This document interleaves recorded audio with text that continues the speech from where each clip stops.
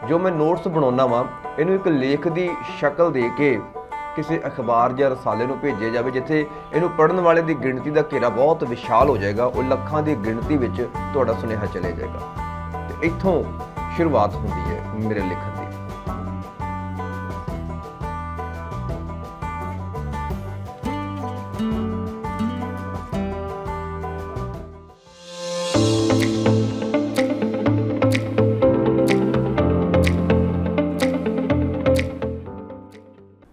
विरासत टीवी ਦੇ ਨਾਲ जुड़े आप सारे ही दर्शकों का स्वागत है।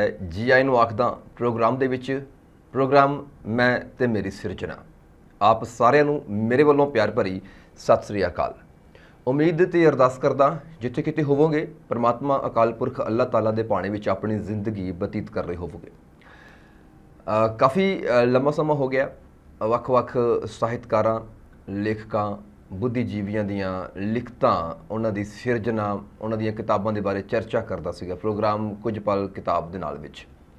और बहुत सारे दर्शकों और पाठकों के ईमेल्स आए सन कि तुसीं दूसरिਆਂ ਦੀਆਂ किताबां नूं रिव्यू करदे हो, कदे ਆਪਣੀਆਂ किताबां दे बारे भी दसो। तो मैनूं वो थोड़ा अजीब जिहा लगदा सीगा भी मैं अपनी किताब दे बारे खुद किवें दस सकदा। सो एक प्रोग्राम जो नवां शुरू किया मैं अते मेरी सिरजना, सो जिहदे विच ਵੱਖ-ਵੱਖ ਸਾਹਿਤਕਾਰ अपनी सिरजना के बारे गलबात करते हैं। सो अज मैं अपनी सिरजना के बारे तुहाडे नाल गलबात करन लगा क्योंकि आप जी की डिमांड सी, आप जी की मंग सीगी। और मैं नहीं कहता कि मैं किहो जिहा लिखिया या चंगा है या माड़ा, क्योंकि ये फैसला जिहड़ा है वो पाठक ने करना हुंदा है। सो मैं अपनी गल करां ते जिवें जदों शुरुआत विच मेरी लिखत की शुरुआत होंदी है साल 2003-4 की गल होनी आ। दरअसल 10वीं करन तो बाद जो मैं सिख मिशनरी कॉलेज श्री अनंदपुर साहिब विखे दाखला लिया तो उत्थे बतौर तबला वादन के खेत्र दे विच, तबला वादन के कोर्स विच मैनूं एडमिशन मिली सी। मेरा शौक सीगा म्यूजिक। उस पीरीयड दे विच उत्थे बहुत सारी किताबां पढ़न का मौका मिलिया। उत्थे प्रिंसीपल सुरिंदर सिंह जी की रहनुमाई के हेठ बहुत कुछ सीखण का मौका मिलिया। तो जो प्रिंसीपल साहब स्टेज पर बोलते सी तो मैनूं बड़ा चंगा लगना। सारी संगत बहुत अमन अमान दे नाल उन्हां दी एक एक लफ्ज़ नूं सुनिया करदी सी। मेरे मन ते उन्हां दी स्पीच, उन्हां दे लैक्चर दा बहुत गहरा प्रभाव पिया। मैं कोशिश की कि मैं भी 2004 दे पहले अध विच स्टेज उत्ते बोलिया तो प्रिंसीपल साहब वालों मैनूं बहुत शाबाश दित्ती गई। 2004 दे विच मेरा कोर्स मुकम्मल होना सी, 2001 तो 2004 तक। सो मैं अपना कोर्स मुकम्मल करके वापस अपने घर आ गया। इत्थे ऐतवार दे ऐतवार छोटे छोटे समागम होया करने ते मैं उत्थे जाके स्टेजां उत्ते बोलना शुरू किया धर्म प्रचारक दे तौर ते। उदों मैनूं एहसास होया भी जो भी मैं बोलना हुंदा है पहलां मैनूं उहदे बारे पढ़ना पैंदा है, फिर उहदे नोट्स बनाने पैंदे ने, लिखना पैंदा है। तो लिखण तो बाद जो मैं बोलदा हाँ तो जिथे भी जाके बोलदा है, चाहे गुरुद्वारा है या निजी समागम है या कोई वड्डा समागम है, उत्थे गिणती जिहड़ी है 100, 150, 200 व्यक्तियों तो वध नहीं हुंदी। ते क्यों ना जो मैं नोट्स बनाउणा वा इहनूं एक लेख की शक्ल दे के किसी अखबार या रसाले नूं भेजे जाए, जिथे इहनूं पढ़न वाले की गिणती का घेरा बहुत विशाल हो जाएगा, वो लखां की गिणती विच तुहाडा सुनेहा चले जाएगा। तो इत्थों शुरुआत होंदी है मेरे लिखण की। मैनूं याद है मेरा पहला आर्टिकल, पहला लेख जिहड़ा सीगा दस्तार दे बारे सीगा, अणख ते गैरत दी प्रतीक दस्तार। ये श्रोमणी गुरुद्वारा प्रबंधक कमेटी वालों छपदे मासिक रसाले गुरमत प्रकाश विच प्रकाशित होया सीगा। साल 2005 की गल है जदों एक छोटा जिहा मेरा लैक्चर सीगा, मैं लिखिया सीगा गुरु गोबिंद सिंह जी के बारे, संखेप जीवनी गुरु गोबिंद सिंह पातशाह। और तकरीबन 16 कुछ सफ़ियां का जिवें एक किताबचा हुंदा ना, ट्रैक्ट हुंदा है, उस रूप दे विच पहली वारी छापिया सीगा जो मेरे नाम हेठ छापिया सीगा। बड़ी खुशी सीगी। 1000-2000 कापी सी मुफ्त वंडन दे वास्ते छापी। उस तो बाद सिलसिला शुरू होया लिखण दा लगातार। उन्हां दिनां विच काफ़ी मैगजीन छपिया करदे सीगे, सिख फलवाड़ी, गुरमत प्रकाश, सिंह गर्ज, फतेहनामा, सिख शहादत, सिख गार्डियन, कौमी सूरा, गुसाइयाँ, गुरबाणी इस जग में चानण, या इहो ਜਿਹੇ बहुत सारे उदों दौर सी। और मैं ये भी शायद कह सकदा भी ये दौर वो सी जदों ये दौर खत्म हो रहा सीगा, क्योंकि तकरीबन 2010 तो बाद बहुत सारे मैगजीन बंद हो चुके सन और इंटरनेट का रुझान वध रहा सीगा। वैबसाइट्स होंद विच आ गए सी, खालसा न्यूज़, sikhmarg.com, द सिक्स, ਤੇ ਇੱਕ ਕੌਮੀ ਏਕਤਾ ਸੀਗੀ, ਬਹੁਤ ਸਾਰੀਆਂ ਐਸੀਆਂ ਵੈਬਸਾਈਟਸ ਸੀਗੀਆਂ ਜਿਨ੍ਹਾਂ ਉੱਤੇ ਫਿਰ ਮੇਰੀਆਂ ਲਿਖਤਾਂ ਛਪਣ ਲੱਗ ਪਈਆਂ ਸੀਗੀਆਂ। ਸੋ ਨੇੜੇ ਇੱਕ ਪ੍ਰਕਾਸ਼ਨ ਸੀ, ਨਵੀਨ ਪ੍ਰਕਾਸ਼ਨ, ਔਰ ਉਹਦੇ ਜਿਹੜੇ ਮਾਲਕ ਸੀ ਸਰਦਾਰ ਸ਼ਿੰਗਾਰਾ ਸਿੰਘ ਸੀਗੇ। ਉਹਨਾਂ ਨੂੰ ਜਦੋਂ ਪਤਾ ਲੱਗਾ ਵੀ ਉਹ ਮੇਰੀ ਲਿਖਤਾਂ ਪੜ੍ਹਦੇ ਸੀ ਅਖਬਾਰਾਂ ਦੇ ਵਿੱਚ, ਤੇ ਉਹਨਾਂ ਨੇ ਕਿਹਾ ਵੀ ਤੂੰ ਆਪਣੀ ਲਿਖਤਾਂ ਨੂੰ ਇਕੱਠਿਆਂ ਕਰਕੇ ਸੁਮੇਲ ਕਰਕੇ ਕਿਤਾਬ ਦਾ ਰੂਪ ਦੇ। ਤੇ ਉਦੋਂ ਸਾਲ 2009 ਦੇ ਵਿੱਚ ਮੇਰੀ ਪਹਿਲੀ ਕਿਤਾਬ ਜਿਹੜੀ ਹੈ ਆਓ ਨਾਨਕਵਾਦ ਦੇ ਧਾਰਨੀ ਬਣੀਏ, ਇਹ ਮੇਰੀ ਪਹਿਲੀ ਲਿਖਤ ਸੀ, ਪਹਿਲੀ ਕਿਤਾਬ ਸੀ ਜਦੋਂ ਇਹਨੂੰ ਰਿਲੀਜ਼ ਕੀਤਾ ਗਿਆ। ਸ਼੍ਰੋਮਣੀ ਗੁਰਦੁਆਰਾ ਪ੍ਰਬੰਧਕ ਕਮੇਟੀ ਦੇ ਮੈਂਬਰ ਬਾਬਾ ਨਿਰਮਲ ਸਿੰਘ ਜੀ ਖਾਸ ਤੌਰ ਤੇ ਪਹੁੰਚੇ ਸੀਗੇ, ਔਰ ਇਹ 2009 ਦੇ ਵਿੱਚ ਮੇਰੀ ਪਲੇਠੀ ਕਿਤਾਬ ਹੋਂਦ ਵਿੱਚ ਆਈ ਸੀ। ਇਹਦੇ ਵਿੱਚ ਵੱਖ-ਵੱਖ ਵਿਸ਼ਿਆਂ ਉੱਤੇ ਧਾਰਮਿਕ ਵਿਧਾ ਤੋਂ, ਧਾਰਮਿਕ ਸੋਚ ਤੋਂ ਲੇਖ ਲਿਖੇ ਹੋਏ ਸੀਗੇ ਜੋ ਕਟਾਕਸ਼ ਕਰਦੇ ਸੀਗੇ ਮਨਮਤੀ ਕਰਮਾਂ ਉੱਤੇ, ਕਰਮਕਾਂਡਾਂ ਉੱਤੇ, ਅੰਧ ਵਿਸ਼ਵਾਸਾਂ ਉੱਤੇ, ਜ਼ਾਤ ਪਾਤ ਉੱਤੇ। ਉਹ ਕਿਤਾਬ ਨੂੰ ਪਾਠਕਾਂ ਨੇ ਬਹੁਤ ਪਸੰਦ ਕੀਤਾ ਸੀਗਾ। 2010 ਦੇ ਵਿੱਚ ਕਿਉਂਕਿ ਮੈਂ ਆਪਣਾ ਛੋਟਾ ਜਿਹਾ ਬਿਜ਼ਨਸ ਸ਼ੁਰੂ ਕੀਤਾ ਸੀ, ਕੰਪਿਊਟਰ ਸੈਂਟਰ ਆਰੰਭ ਕੀਤਾ, ਤੇ ਉੱਥੇ ਆਪਣੇ ਕੰਪਿਊਟਰ ਦੇ ਵਿਦਿਆਰਥੀਆਂ ਦੇ ਵਾਸਤੇ ਮੈਂ ਇੱਕ ਇੰਗਲਿਸ਼ ਦੇ ਵਿੱਚ ਬੇਸਿਕ ਕੰਪਿਊਟਰ ਇੰਟਰੋਡਕਸ਼ਨ ਨਾਂ ਦੀ ਕਿਤਾਬ ਲਿਖੀ ਸੀ। ਅੱਜ ਦੇ ਸਮੇਂ 'ਚ ਜੇ ਉਹਨੂੰ ਕੰਪੇਅਰ ਕਰਕੇ ਵੇਖਿਆ ਜਾਵੇ ਤਾਂ ਉਹ ਸਮਾਂ ਵਿਹਾ ਚੁੱਕੀ ਕਿਤਾਬ ਹੈ, ਕਿਉਂਕਿ ਟੈਕਨੋਲੋਜੀ ਬਹੁਤ ਐਡਵਾਂਸ ਹੋ ਚੁੱਕੀ ਹੈ, ਬਹੁਤ ਜ਼ਿਆਦਾ ਬਦਲ ਚੁੱਕੀ ਹੈ। ਇਸ ਵਾਸਤੇ ਉਹਦਾ ਮੈਂ ਇੱਥੇ ਜ਼ਿਆਦਾ ਜ਼ਿਕਰ ਨਹੀਂ ਕਰ ਰਿਹਾ। ਸਾਲ 2011 ਦੇ ਵਿੱਚ ਆ ਕੇ ਉਸ ਤੋਂ ਬਾਅਦ ਮੇਰੀ ਤੀਸਰੀ ਕਿਤਾਬ, ਵੈਸੇ ਮੈਨੂੰ ਦੂਸਰੀ ਮੰਨਦਾ ਕਿਉਂਕਿ ਸਮਾਂ ਵਿਹਾ ਚੁੱਕੀ ਕਿਤਾਬ ਨੂੰ ਮੈਂ ਵਿੱਚ ਸ਼ਾਮਿਲ ਨਹੀਂ ਕਰਦਾ, ਸੋ ਮੈਂ ਦੂਸਰੀ ਹੀ ਇਹਨੂੰ ਕੰਸੀਡਰ ਕਰਦਾ ਹਾਂ ਆਪਣੀ ਲਿਖਤ ਸ਼ੈਲੀ ਦੇ ਵਿੱਚ ਜਾਂ ਜਿੱਥੇ ਵੀ ਜ਼ਿਕਰ ਹੁੰਦਾ ਹੈ।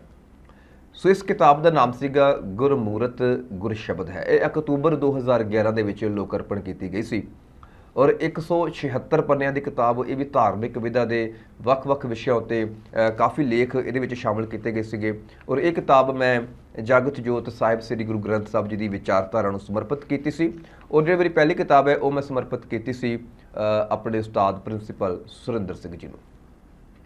ਇਸ ਕਿਤਾਬ ਦੇ ਵਿੱਚ ਵੱਖ-ਵੱਖ ਵਿਸ਼ਿਆਂ 'ਤੇ ਲੇਖ, ਔਰ ਬਹੁਤ ਸਾਰੇ ਵਿਚਾਰਵਾਨਾਂ ਨੇ ਆਪਣੇ ਵਿਚਾਰ ਵੀ ਇਸ ਕਿਤਾਬ ਦੇ ਬਾਰੇ ਜਿਹੜੇ ਦਿੱਤੇ ਸੀਗੇ ਉਹ ਮੈਂ ਸ਼ਾਮਿਲ ਕੀਤੇ ਸੀਗੇ। ਨਸ਼ਿਆਂ ਦੇ ਬਾਰੇ, ਕੁਝ ਸ਼ਖਸੀਅਤਾਂ ਜਿਵੇਂ ਗਿਆਨੀ ਦਿੱਤ ਸਿੰਘ ਜੀ ਦੇ ਬਾਰੇ, ਔਰ ਸ੍ਰੀ ਅਕਾਲ ਤਖਤ ਸਾਹਿਬ ਦੇ ਬਾਰੇ, ਛੋਟੇ ਸਾਹਿਬਜ਼ਾਦਿਆਂ ਬਾਰੇ, ਵੱਡੇ ਸਾਹਿਬਜ਼ਾਦਿਆਂ ਬਾਰੇ, ਇਸ ਤਰ੍ਹਾਂ ਦੇ ਬਹੁਤ ਸਾਰੇ ਵਿਸ਼ੇ ਜਿਹੜੇ ਇਹਦੇ ਵਿੱਚ ਉਹ ਸ਼ਾਮਿਲ ਹੈਗੇ ਨੇ। ਇਹ ਮੇਰੀ ਦੂਸਰੀ ਕਿਤਾਬ ਸੀਗੀ। ਇਸ ਤੋਂ ਅੱਗੇ ਥੋੜ੍ਹਾ ਜਿਹਾ ਮੈਂ ਟੇਸਟ ਆਪਣਾ ਬਦਲਿਆ। ਕੁਝ ਸਮੇਂ ਦੀ ਮੰਗ ਵੀ ਸੀ ਕਿ ਜਦੋਂ ਧਾਰਮਿਕ ਕਿਤਾਬ ਮੇਜ਼ ਉੱਤੇ ਜਾਂ ਕਾਊਂਟਰ ਉੱਤੇ ਪਈ ਹੁੰਦੀ ਸੀ ਤੇ ਯੰਗਸਟਰਸ ਉਹਨੂੰ ਨਹੀਂ ਸੀ ਫੜਦੇ। ਹਾਂ, ਥੋੜ੍ਹੀ ਸੂਝ-ਬੂਝ ਵਾਲੇ ਸਿਆਣੇ ਜ਼ਰੂਰ ਦੇਖਦੇ ਸੀ ਵੀ ਕਿਤਾਬ ਦਾ ਨਾਮ ਨਾਨਕ ਦੀ ਗੱਲ ਹੈ, ਗੁਰਬਾਣੀ ਦੀ ਗੱਲ ਹੈ, ਤੇ ਫੜ ਕੇ 2-4 ਪੰਨੇ ਪਰਤ ਕੇ ਵੇਖ ਲੈਂਦੇ ਸੀ ਜਾਂ ਪੜ੍ਹ ਲੈਂਦੇ ਸੀਗੇ। ਪਰ ਯੰਗਸਟਰਸ, ਨੌਜਵਾਨ ਤਾਂ ਇਸ ਪਾਸੇ ਧਿਆਨ ਨਹੀਂ ਸੀਗਾ। ਤਾਂ ਮੈਂ ਸੋਚਿਆ ਵੀ ਨੌਜਵਾਨਾਂ ਦੇ ਵਾਸਤੇ ਕੀ ਲਿਖਿਆ ਜਾਏ। ਤਾਂ ਉਸ ਵੇਲੇ ਮੇਰੇ ਮਨ ਵਿੱਚ ਖਿਆਲ ਆਇਆ ਵੀ ਕਿਉਂ ਨਾ ਮੈਂ ਕਹਾਣੀ ਲਿਖਾਂ ਇਸ ਢੰਗ ਦੇ ਨਾਲ ਜਿਹਦੇ ਵਿੱਚ ਜ਼ਾਤ ਪਾਤ ਦੀ ਨਖੇਦੀ ਵੀ ਹੋਵੇ, ਜਿਹਦੇ ਵਿੱਚ ਊਚ ਨੀਚ ਦੀ ਨਖੇਦੀ ਵੀ ਹੋਵੇ, ਜਿਹਦੇ ਵਿੱਚ ਦਾਜ ਵਰਗੀਆਂ ਪ੍ਰਥਾ ਨੂੰ ਕੰਡੈਮ ਕੀਤਾ ਜਾਵੇ ਇੱਕ ਲਵ ਸਟੋਰੀ ਦੇ ਰਾਹੀਂ। ਤੇ ਫਿਰ ਮੈਂ ਕੁਝ ਕਹਾਣੀਆਂ ਲਿਖੀਆਂ ਤੇ ਮੈਨੂੰ ਲੱਗਾ ਵੀ ਮੈਂ ਕੋਈ ਕਹਾਣੀਕਾਰ ਨਹੀਂ ਹਾਂ, ਮੈਨੂੰ ਬਹੁਤ ਕੁਝ ਸਿੱਖਣ ਦੀ ਲੋੜ ਹੈ। ਤਾਂ ਫਿਰ ਮੈਂ ਉਹ ਕਿਤਾਬ ਨੂੰ ਸੰਪਾਦਿਤ ਕੀਤਾ। ਮੇਰੇ ਕੁਝ ਮਿੱਤਰ ਸਨ, ਸ੍ਰੀ ਵਰਿੰਦਰ ਆਜ਼ਾਦ ਜੀ, ਫਰੈਂਡ ਸੀਗਾ ਅਮਨਦੀਪ ਸਿੰਘ, ਰਾਜਾ ਹੰਸਪਾਲ, ਤੇ ਇਸ ਤਰ੍ਹਾਂ ਕੁਝ ਮਿੱਤਰਾਂ ਦੇ ਕਹਾਣੀਆਂ ਇਕੱਠੀਆਂ ਕਰਕੇ ਮੈਂ ਕਹਾਣੀ ਸੰਗ੍ਰਹਿ ਜਿਹੜਾ ਆ ਉਹ ਸੰਪਾਦਿਤ ਕੀਤਾ ਸੀਗਾ, ਔਰ ਇਸ ਕਿਤਾਬ ਦਾ ਨਾਮ ਸੀਗਾ ਨਸੀਬ। ਔਰ ਇਹਦੇ ਵਿੱਚ ਵੱਖ-ਵੱਖ ਵਿਧਾ ਦੀਆਂ ਵੱਖ-ਵੱਖ ਕਹਾਣੀਆਂ ਸੀਗੀਆਂ, ਵੱਖ-ਵੱਖ ਲੇਖਕਾਂ ਦੀਆਂ ਸੀਗੀਆਂ। ਸੰਦੀਪ ਕੌਰ ਸੀਗੇ, ਇਹਦੇ ਨਾਲ ਤਰਲੋਕ ਸਿੰਘ ਹੁੰਦਲ ਜੀ ਹੁਣਾਂ ਦੀ ਕਹਾਣੀ ਸੀਗੀ, ਜਸਵਿੰਦਰ ਕੌਰ ਪਾਰਸ, ਅਮਨਦੀਪ ਸਿੰਘ ਲੱਕੀ, ਜਸਬੀਰ ਸਿੰਘ ਸੱਗੂ, ਸੰਦੀਪ ਸਿੰਘ, ਤੇ ਇਹ ਜਿਹੜੇ ਮੇਰੇ ਮਿੱਤਰ ਸਨ ਜਿਨ੍ਹਾਂ ਦੀ ਪਹਿਲਾਂ ਕੋਈ ਕਿਤਾਬ ਨਹੀਂ ਸੀ ਛਪੀ ਪਰ ਉਹ ਲਿਖਣ ਦੇ ਸ਼ੌਕੀਨ ਸੀ। ਸੋ ਕੇਵਲ ਉਹਨਾਂ ਦੀਆਂ ਕਹਾਣੀਆਂ ਨੂੰ ਜਿਹੜਾ ਆ ਉਹ ਇਸ ਕਿਤਾਬ ਵਿੱਚ ਸ਼ਾਮਲ ਕਰਕੇ ਇਹ ਕਹਾਣੀਆਂ ਦੀ ਪਹਿਲੀ ਕਿਤਾਬ ਜਿਹੜੀ ਹੈ ਉਹ ਮੈਂ ਸਾਲ 2013 ਵਿੱਚ ਜਿਹੜੀ ਹੈ ਸੰਪਾਦਨ ਕਰਕੇ ਪ੍ਰਕਾਸ਼ਿਤ ਕਰਵਾਈ ਸੀ। ਔਰ ਇਸ ਕਿਤਾਬ ਨੂੰ ਜਿਹੜੀ ਸਮਰਪਣ ਹੈ ਉਹ ਮੈਂ ਜਿਹੜੀ ਪਹਿਲੀ ਕਹਾਣੀ, ਕਿਉਂਕਿ ਮੇਰੀ ਆਪਣੀ ਲਿਖਤ ਸੀ, ਉਸ ਕਹਾਣੀ ਦੇ ਕਿਰਦਾਰਾਂ ਨੂੰ, ਪਾਤਰਾਂ ਨੂੰ ਇਹ ਕਿਤਾਬ ਸਮਰਪਿਤ ਕੀਤੀ ਗਈ ਸੀ। ਫਿਰ ਜਿਵੇਂ ਮੈਂ ਆਰੰਭ ਦੇ ਵਿੱਚ ਦੱਸਿਆ ਕਿ ਸਿੱਖ ਮਿਸ਼ਨਰੀ ਕਾਲਜ ਸ੍ਰੀ ਅਨੰਦਪੁਰ ਸਾਹਿਬ ਮੈਂ ਤਬਲਾ ਸਿੱਖਣ ਦੇ ਵਾਸਤੇ, ਤਬਲੇ ਦਾ ਕੋਰਸ ਕਰਨ ਵਾਸਤੇ ਗਿਆ ਸੀ। ਕੋਰਸ ਮੁਕੰਮਲ ਹੋਇਆ 2004 ਦੇ ਵਿੱਚ। ਫਿਰ 2009 ਦੇ ਵਿੱਚ ਕਾਫੀ ਮੇਰਾ ਗੈਪ ਰਿਹਾ ਤੇ ਮੈਂ BA ਦੀ ਪੜ੍ਹਾਈ ਆਰੰਭ ਕੀਤੀ ਗੁਰੂ ਨਾਨਕ ਦੇਵ ਯੂਨੀਵਰਸਿਟੀ ਤੋਂ। ਉੱਥੇ ਸਬਜੈਕਟ ਆਪਣਾ ਵਿਸ਼ਾ ਮੈਂ ਰੱਖਿਆ ਤਬਲਾ ਵਿਸ਼ਾ ਰੱਖ ਲਿਆ। ਤੇ ਜਦੋਂ ਇਮਤਿਹਾਨ ਨੇੜੇ ਆਉਂਦੇ ਆ ਪੜ੍ਹਨਾ ਤਾਂ ਉਦੋਂ ਹੁੰਦਾ ਪ੍ਰਾਈਵੇਟ ਸਟੂਡੈਂਟਸ ਨੇ, ਸਾਡੇ ਵਰਗਿਆਂ ਨੇ ਖਾਸ ਤੌਰ ਤੇ। ਸੋ ਉੱਥੇ ਮੈਨੂੰ ਬੜੀ ਸਮੱਸਿਆ ਆਈ। ਮੈਂ ਮਾਰਕੀਟ ਦੇ ਵਿੱਚ ਘੁੰਮਿਆ ਕਿ ਮੈਨੂੰ ਤਬਲੇ ਦੇ ਸਿਲੇਬਸ ਨਾਲ ਸੰਬੰਧਿਤ ਕਿਤਾਬ ਮਿਲ ਸਕੇ ਜੋ ਪੰਜਾਬੀ ਵਿੱਚ ਹੋਵੇ। ਪਰ ਮੈਨੂੰ ਕਿਤਾਬ ਪ੍ਰਾਪਤ ਨਾ ਹੋ ਸਕੀ। ਹਿੰਦੀ ਜਾਂ ਅੰਗਰੇਜ਼ੀ ਵਿੱਚ ਹੀ ਕਿਤਾਬਾਂ ਮਿਲੀਆਂ। ਇੱਕ ਕਿਤਾਬ ਜ਼ਰੂਰ ਮਿਲੀ, ਤਾਲ ਪ੍ਰਕਾਸ਼ ਉਹਦਾ ਨਾਮ ਸੀਗਾ, ਪਰ ਉਹ ਹਿੰਦੀ ਵਿੱਚ ਸੀਗਾ ਔਰ ਉਹਦੇ ਵਿੱਚ ਜਿਹੜਾ ਪ੍ਰੈਕਟੀਕਲ ਕਿਰਿਆਤਮਕ ਆਪਾਂ ਕਹਿੰਦੇ ਪੱਖ, ਉਹ ਬਹੁਤ ਜ਼ਿਆਦਾ ਤਾਲਾਂ ਬਾਰੇ ਡਿਟੇਲ ਦਿੱਤੀ ਹੋਈ ਸੀਗੀ, ਤਾਲਾਂ ਦੇ ਬੋਲ ਲਿਖੇ ਹੋਏ ਸੀਗੇ, ਨੋਟੇਸ਼ਨਸ ਲਿਖੀਆਂ ਹੋਈਆਂ ਸੀਗੀਆਂ ਕਹਿ ਸਕਦੇ ਹਾਂ, ਪਰ ਥਿਊਰੀ ਨਹੀਂ ਸੀਗੀ। ਤੇ ਮੈਨੂੰ ਥਿਊਰੀ ਚਾਹੀਦੀ ਸੀਗੀ। ਮੈਂ ਪਹਿਲਾਂ ਜਦ ਤੱਕ ਪੜ੍ਹਾਂਗਾ ਨਹੀਂ ਕਿਸੇ ਚੀਜ਼ ਬਾਰੇ, ਮੈਂ ਉਹਦਾ ਜਵਾਬ ਕਿਵੇਂ ਦੇ ਸਕਦਾ, ਉਹਦਾ ਆਨਸਰ ਕਿਵੇਂ ਕਰਾਂਗਾ ਇਮਤਿਹਾਨ ਹਾਲ ਦੇ ਵਿੱਚ। ਤੇ ਉੱਥੇ ਫਿਰ ਮੈਨੂੰ ਇਹ ਬੜੀ ਵੱਡੀ ਸਮੱਸਿਆ ਆਈ। ਸੋ ਪਹਿਲਾ ਸਾਲ ਔਖੇ ਸੌਖੇ ਲੰਘਿਆ, ਦੂਜੇ ਸਾਲ ਆ ਗਏ ਫਿਰ ਉਹੀ ਸਮੱਸਿਆ ਆ ਗਈ, ਕਿਉਂਕਿ ਉਦੋਂ ਐਨੂਅਲ ਮੋਡ ਹੁੰਦਾ ਸੀਗਾ, ਸਮੈਸਟਰ ਮੋਡ ਨਹੀਂ ਸੀ ਹੁੰਦਾ। ਫਿਰ ਤੀਜੇ ਸਾਲ ਦੇ ਵਿੱਚ ਮੇਰੇ ਮਨ ਵਿੱਚ ਖਿਆਲ ਆਇਆ ਵੀ ਤੂੰ ਲਿਖਦਾ ਆ, ਹੁਣ ਤੱਕ ਤੇਰੀਆਂ 3 ਕਿਤਾਬਾਂ ਛਪ ਚੁੱਕੀਆਂ ਨੇ, ਤੇ ਕਿਉਂ ਨਹੀਂ ਤੂੰ ਤਬਲੇ ਉੱਤੇ ਕੰਮ ਕਰਦਾ, ਤਬਲੇ ਦੀ ਕਿਤਾਬ ਲਿਖਦਾ ਪੰਜਾਬੀ ਦੇ ਵਿੱਚ। ਉਸ ਤੋਂ ਬਾਅਦ ਫਿਰ ਮੈਂ, ਕਿਉਂਕਿ ਡਿਪਲੋਮਾ ਵੀ ਕੀਤਾ ਹੋਇਆ ਸੀਗਾ, ਪ੍ਰਾਚੀਨ ਕਲਾ ਕੇਂਦਰ ਦਾ ਕੋਰਸ ਵੀ ਕੀਤਾ ਹੋਇਆ ਸੀਗਾ, ਇਲਾਹਾਬਾਦ ਯੂਨੀਵਰਸਿਟੀ ਤੋਂ ਵੀ ਸੰਗੀਤ ਕੀਤਾ ਹੋਇਆ ਸੀਗਾ, ਗੁਰੂ ਨਾਨਕ ਦੇਵ ਯੂਨੀਵਰਸਿਟੀ ਦੀ ਇੱਕ ਵੈਲਿਡ ਡਿਗਰੀ ਵੀ ਹੱਥ ਵਿੱਚ ਆ ਚੁੱਕੀ ਸੀ ਬਤੌਰ ਤਬਲੇ ਦੇ ਤੌਰ 'ਤੇ।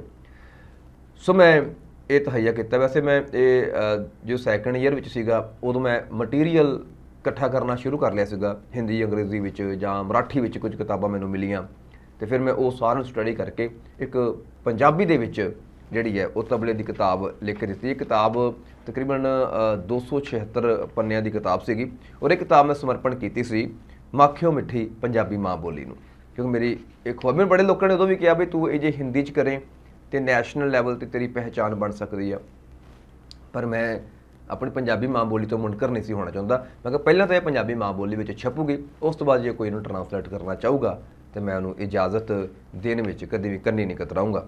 ਇਹਦੇ ਵਿੱਚ ਤਬਲੇ ਦੇ ਬਾਰੇ ਬਹੁਤ ਵੱਖਰੇ ਕਿਸਮ ਦੀ ਜਾਣਕਾਰੀ ਜਿਹੜੀ ਸ਼ਾਇਦ ਪਹਿਲਾਂ ਨਹੀਂ ਸੁਣੀ ਜਾਂ ਕਿਸੇ ਨੇ ਪੜ੍ਹੀ ਹੋਵੇਗੀ। ਉਹਦੇ ਵਾਸਤੇ ਦੂਸਰਾ ਉਹਦਾ ਭਾਗ ਸੀਗਾ, ਉਹਦੇ ਵਿੱਚ ਤਬਲੇ ਦੇ ਜਿਹੜੇ ਬੋਲ ਹੁੰਦੇ ਨੇ ਜਾਂ ਵਰਤਨ ਜਾਂ ਟੁਕੜਾ, ਉਹਦੇ ਬਾਰੇ ਸੰਗੀਤ ਨਾਲ ਜੁੜੇ ਹੋਏ ਸਮਝ ਸਕਦੇ ਨੇ। ਤੀਸਰੇ ਭਾਗ ਦੇ ਵਿੱਚ ਵੱਖ-ਵੱਖ ਤਬਲਾ ਉਸਤਾਦਾਂ ਦੀਆਂ ਜੀਵਨੀਆਂ ਸੀ, ਤੇ ਚੌਥੇ ਭਾਗ ਵਿੱਚ ਤਾਲਾਂ ਦੀ ਨੋਟੇਸ਼ਨ ਜਿਹੜੀ ਹੈ ਉਹ ਮੈਂ ਸ਼ਾਮਲ ਕੀਤੀ ਸੀ। ਕੁੱਲ 276 ਸਫ਼ਿਆਂ ਦੀ ਇਹ ਕਿਤਾਬ ਸੀ ਔਰ ਇਸ ਕਿਤਾਬ ਦਾ ਨਾਮ ਸੀਗਾ ਤਬਲਾ ਸਿਧਾਂਤਕ ਪੱਖ, ਜੋ ਕਿ 2014 ਦੇ ਵਿੱਚ ਰਤਨ ਬ੍ਰਦਰਸ ਵੱਲੋਂ ਛਪ ਕੇ ਜਿਹੜੀ ਹੈ ਉਹ ਪਾਠਕਾਂ ਦੇ ਹੱਥਾਂ ਵਿੱਚ ਪਹੁੰਚੀ ਸੀ।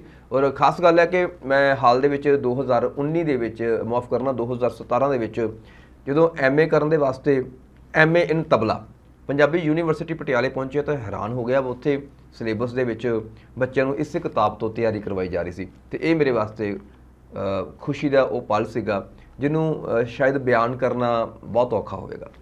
ਅੱਗੇ ਚੱਲਦੇ ਹਾਂ। ਇਸ ਕਿਤਾਬ ਤੋਂ ਬਾਅਦ ਜਦੋਂ ਮੈਂ ਕਹਾਣੀਆਂ ਦੀ ਕਿਤਾਬ ਲਿਖੀ ਨਸੀਬ, ਇੱਕ ਤਾਂ ਉਹਦਾ ਟਾਈਟਲ ਲੋਕਾਂ ਨੇ ਬਹੁਤ ਪਸੰਦ ਕੀਤਾ ਔਰ ਫਿਰ ਕਹਾਣੀਆਂ ਦੀ ਮੰਗ ਕੀਤੀ, ਤੇ ਫਿਰ ਮੈਂ ਸੋਚਿਆ ਵੀ ਹੁਣ ਮੈਂ ਸੰਪਾਦਨ ਨਹੀਂ ਕਰਨੀ ਆ, ਮੈਂ ਖੁਦ ਕਹਾਣੀ ਦੀ ਸਿਰਜਣਾ ਕਰਾਂਗਾ। ਥੋੜਾ ਸਮਾਂ ਲੱਗਾ ਤੇ 2015 ਦੇ ਵਿੱਚ ਫਿਰ ਮੈਂ ਮੌਲਿਕ ਕਹਾਣੀਆਂ ਦੀ ਕਿਤਾਬ ਲੈ ਕੇ ਆਇਆ। ਕਿਤਾਬ ਦਾ ਨਾਮ ਸੀਗਾ ਕਾਗਜ਼, ਔਰ ਕਾਗਜ਼ ਨਾਮ ਦੀ ਕਹਾਣੀ ਇਸ ਕਿਤਾਬ ਦੇ ਵਿੱਚ ਸ਼ਾਮਲ ਸੀ। ਔਰ ਤਕਰੀਬਨ ਇਹ ਕਿਤਾਬ ਵੀ ਜਿਹੜੀ ਹੈ ਉਹ 136 ਪੰਨਿਆਂ ਦੀ ਕਿਤਾਬ ਸੀਗੀ ਔਰ 136 ਪੰਨਿਆਂ ਦੀ ਇਸ ਕਿਤਾਬ ਨੂੰ ਮੈਂ ਸਮਰਪਣ ਕੀਤਾ ਸੀਗਾ ਆਪਣੇ ਪਿਆਰੇ ਪਾਠਕਾਂ ਨੂੰ, ਜਿਨ੍ਹਾਂ ਦੀ ਬਦੌਲਤ ਮੇਰੇ ਲਿਖਣ ਦਾ ਉਤਸ਼ਾਹ ਬਣਿਆ ਹੋਇਆ ਆ। ਸੋ ਇਸ ਤਰ੍ਹਾਂ ਇਹਦੇ ਵਿੱਚ ਵੀ ਵੱਖ-ਵੱਖ ਵਿਸ਼ਿਆਂ ਦੀਆਂ ਕਹਾਣੀਆਂ, ਕੁਝ ਰੋਮਾਂਸਵਾਦੀ ਵੀ ਨੇ, ਕੁਝ ਪਰਿਵਾਰਕ ਵੀ ਨੇ। ਔਰ ਰੋਮਾਂਸ ਦੀ ਜਿੱਥੇ ਵੀ ਗੱਲ ਹੈ ਜਾਂ ਪਿਆਰ ਮੁਹੱਬਤ ਇਸ਼ਕ ਦੀ ਗੱਲ ਹੈ, ਔਰ ਉਹ ਇੱਦਾਂ ਦੀ ਹੈ ਕਿ ਮੇਰੇ ਆਪਣੇ ਪਰਿਵਾਰ ਦੇ ਜਿਹੜੇ ਫੀਮੇਲ ਮੈਂਬਰ ਨੇ ਉਹ ਵੀ ਬੜੀ ਆਜਜ਼ੀ ਦੇ ਨਾਲ ਇਹਨੂੰ ਪੜ੍ਹ ਸਕਦੇ ਆ, ਤੇ ਗੈਰ ਤਾਂ ਆਪਣੇ ਆਪ ਉਹਨੂੰ ਪੜ੍ਹ ਸਕਦੇ ਆ। ਮੈਂ ਇਹਨੂੰ ਸਾਫ਼ ਸੁਥਰਾ ਲਿਖਣ ਦੀ ਕੋਸ਼ਿਸ਼ ਕੀਤੀ ਹੈ, ਕਿੰਨਾ ਕੁ ਸਫਲ ਹੋਇਆ ਇਹ ਤਾਂ ਪਾਠਕ ਹੀ ਦੱਸ ਸਕਦੇ ਨੇ। ਸੋ ਇਹ ਕਾਗਜ਼ ਕਿਤਾਬ ਜਿਹੜੀ ਹੈ 2015 ਦੇ ਵਿੱਚ ਇਹ ਵੀ ਰਤਨ ਬ੍ਰਦਰਸ ਵੱਲੋਂ ਪ੍ਰਕਾਸ਼ਿਤ ਕੀਤੀ ਗਈ ਸੀ। ਅੱਗੇ ਚੱਲਦੇ ਹਾਂ ਦੋਸਤੋ, ਤੇ ਕਿਉਂਕਿ ਜਿਵੇਂ ਮੈਂ ਦੱਸਿਆ ਵੀ ਲੇਖ ਲਿਖਦਾ ਸੀਗਾ, ਆਰਟੀਕਲ ਮੇਰੇ ਵੱਖ-ਵੱਖ ਅਖਬਾਰਾਂ ਵਿੱਚ, ਪੰਜਾਬੀ ਜਾਗਰਣ, ਪੰਜਾਬੀ ਟ੍ਰਿਬਿਊਨ, ਅਜੀਤ, ਨਵਾਂ ਜ਼ਮਾਨਾ, ਚੜ੍ਹਦੀ ਕਲਾ, ਅਕਾਲੀ ਪੱਤਰਕਾਰ, ਰੋਜ਼ਾਨਾ ਸਪੋਕਸਮੈਨ, ਤੇ ਇਹਨਾਂ ਸਾਰੀਆਂ ਅਖਬਾਰਾਂ ਵਿੱਚ ਆਰਟੀਕਲ ਛਪਦੇ ਸੀਗੇ। ਸੋ ਮੈਂ ਸੋਚਿਆ ਵੀ ਜਿਹੜੇ ਆਰਟੀਕਲ ਨੇ ਇਹ ਭਾਵੇਂ ਕਿ ਚੁਣਤ ਮੁੱਦਿਆਂ ਉੱਤੇ ਹੁੰਦੇ ਨੇ ਜਾਂ ਕੁਝ ਬੜੇ ਹੁੰਦੇ ਨੇ, ਉਹ ਹਮੇਸ਼ਾ ਕਾਇਮ ਰਹਿਣ ਵਾਲੀ ਚੀਜ਼ ਹੁੰਦੀ ਹੈ ਵੀ ਕੁਝ ਸਰੋਕਾਰ ਸਾਡੀ ਜ਼ਿੰਦਗੀ ਦੇ ਨਾਲ ਜਾਂ ਮਨੁੱਖਾ ਜ਼ਿੰਦਗੀ ਦੇ ਨਾਲ ਜੁੜੇ ਰਹਿੰਦੇ ਨੇ।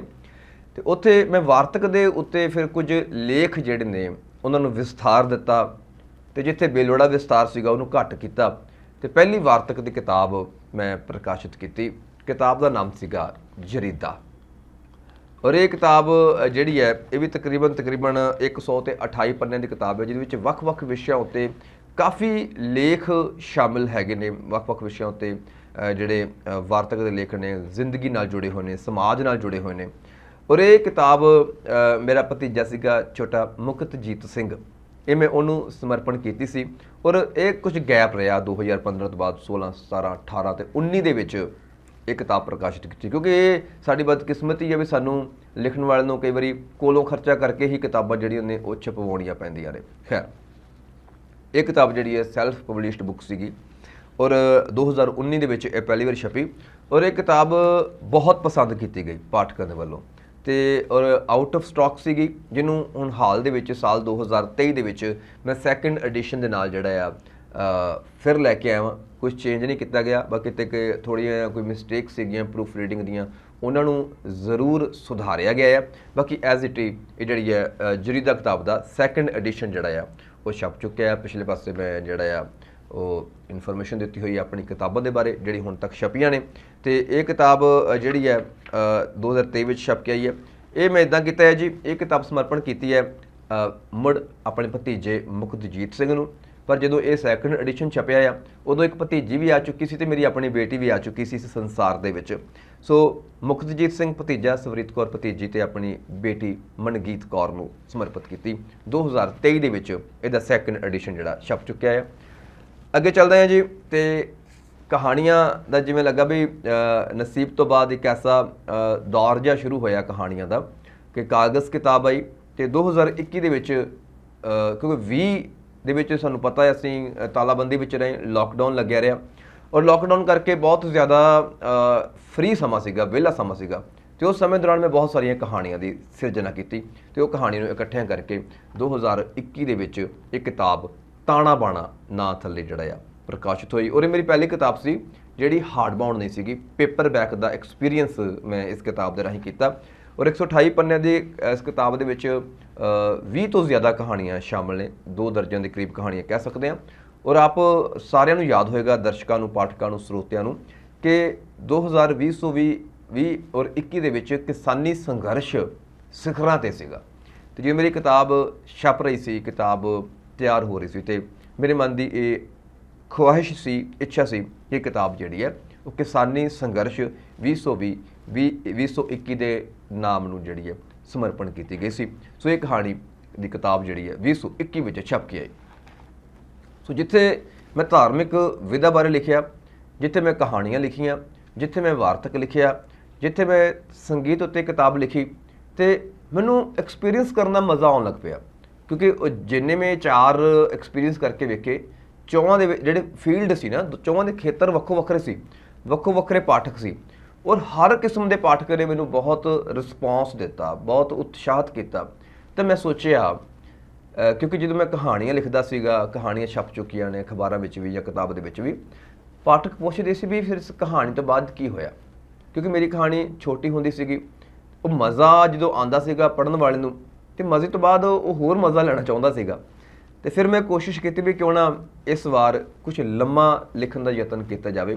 ਤਾਂ ਮੇਰਾ ਪਹਿਲਾ ਨਾਵਲ ਜਿਹੜਾ ਆ ਉਹ 2022 ਦੇ ਵਿੱਚ ਪ੍ਰਕਾਸ਼ਿਤ ਹੋਇਆ। ਨਾਵਲ ਦਾ ਨਾਮ ਸੀਗਾ ਬੇਮੰਜ਼ਿਲਾ ਸਫ਼ਰ। ਇਹਨੂੰ ਮੈਂ ਛੋਟਾ ਨਾਵਲ ਕਹਿ ਸਕਦਾ ਵਾਂ ਕਿਉਂਕਿ ਤਕਰੀਬਨ 80 ਕੁ ਇਹਦੇ ਪੰਨੇ ਨੇ ਔਰ 8 ਕਾਂਡ ਇਸ ਨਾਵਲ ਦੇ ਹੈਗੇ ਨੇ। ਔਰ ਇਸ ਕਿਤਾਬ ਜਿਹੜਾ ਛੋਟਾ ਨਾਵਲ ਹੈ ਇਹ ਮੈਂ ਸਮਰਪਣ ਕੀਤਾ ਹੈ ਆਪਣੇ ਮਾਤਾ ਪਿਤਾ ਦੇ ਨਾਲ, ਜਿਨ੍ਹਾਂ ਦੀ ਬਦੌਲਤ ਜ਼ਿੰਦਗੀ ਦੇ ਔਖੇ ਤੋਂ ਔਖੇ ਪੈਂਡੇ ਸੌਖੇ ਹੁੰਦੇ ਗਏ। ਸੋ ਇਸ ਤਰ੍ਹਾਂ ਇਹ ਨਾਵਲ ਦਾ ਐਕਸਪੀਰੀਅੰਸ ਕੀਤਾ ਔਰ ਮੈਂ ਹੈਰਾਨ ਹੋਇਆ ਵੀ ਨਾਵਲ ਦਾ ਜਿਹੜਾ ਰਿਸਪੌਂਸ ਸੀਗਾ ਉਹ ਸਭ ਤੋਂ ਜ਼ਿਆਦਾ ਆਇਆ।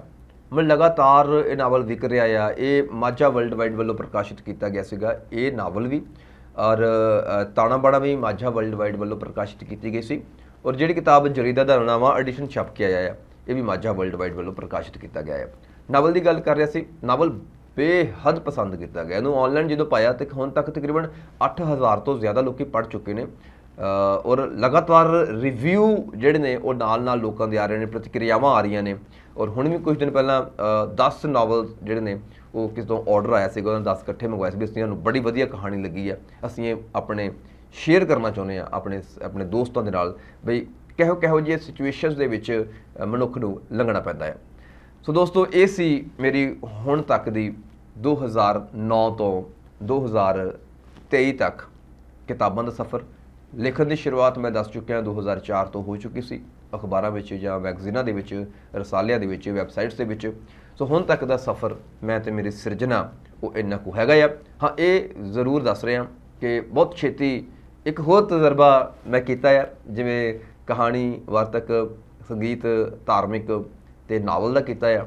ਹੁਣ ਮੈਂ ਛੋਟੀ ਕਹਾਣੀ, ਮਿੰਨੀ ਕਹਾਣੀ ਦੀ ਕਿਤਾਬ ਲੈ ਕੇ ਆ ਰਿਹਾ। ਔਰ ਤੁਸੀਂ ਹੈਰਾਨ ਹੋਵੋਗੇ ਕਿ ਜਦੋਂ ਤੁਸੀਂ ਕਿਤਾਬ ਤੁਹਾਡੇ ਹੱਥਾਂ ਵਿੱਚ ਆਏਗੀ, ਸਭ ਤੋਂ ਛੋਟੀ ਕਹਾਣੀ ਜਿਹੜੀ ਹੈ ਉਹ ਕੇਵਲ ਇੱਕ ਪੰਕਤੀ ਦੀ ਹੈ। ਸ਼ੁਰੂ ਹੁੰਦੀ ਹੈ ਪੰਕਤੀ, ਤੇ ਪੰਕਤੀ ਖਤਮ ਹੁੰਦੀ ਹੈ, ਅਤੇ ਨਾਲ ਹੀ ਕਹਾਣੀ ਖਤਮ ਹੁੰਦੀ ਹੈ। ਔਰ ਤਾਂ ਵੀ ਉਹਦੇ ਵਿੱਚ ਇੱਕ ਵੱਡਾ ਸੁਨੇਹਾ ਹੈ। ਔਰ ਵੱਡੀ ਤੋਂ ਵੱਡੀ ਕਹਾਣੀ ਜਿਹੜੀ ਹੈ ਉਹ 4 ਪੈਰਾਗ੍ਰਾਫ ਤੋਂ ਵੱਡੀ ਸਿਰਫ ਇੱਕ ਕਹਾਣੀ ਪੂਰੀ ਕਿਤਾਬ ਦੇ ਵਿੱਚ ਸ਼ਾਮਿਲ ਹੈ। ਬਾਕੀ ਸਾਰੀਆਂ ਕਹਾਣੀਆਂ ਇੱਕ ਪੈਰਾਗ੍ਰਾਫ ਜਾਂ 2 ਪੈਰਾਗ੍ਰਾਫ ਵਿੱਚ ਖਤਮ ਹੁੰਦੀਆਂ ਨੇ। ਇੱਕ ਨਵੀਂ ਤਕਨੀਕ ਨੂੰ ਇਸਤੇਮਾਲ ਕਰਕੇ ਮੈਂ ਇੱਕ ਸੁਨੇਹਾ ਦੇਣ ਦੀ ਕੋਸ਼ਿਸ਼ ਕੀਤੀ ਹੈ।